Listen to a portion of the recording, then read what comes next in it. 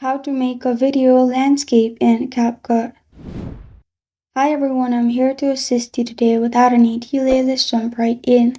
First, open CapCut on your device. Then import your video. After you have done that, at the bottom, scroll to the left. Scroll till you find ratio at the bottom. Click on ratio.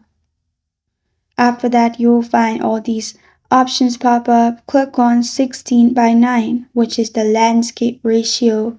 Then press on tick mark at the bottom right corner of your screen. After that, you can simply click on the video on the timeline and zoom in or zoom out as you want your video. And this is how to make a video landscape in CapCut. Thank you for joining me today. If this video helps you out, please leave a like and subscribe for more. Got a question or want to suggest a topic? Comment below. Thank you for watching.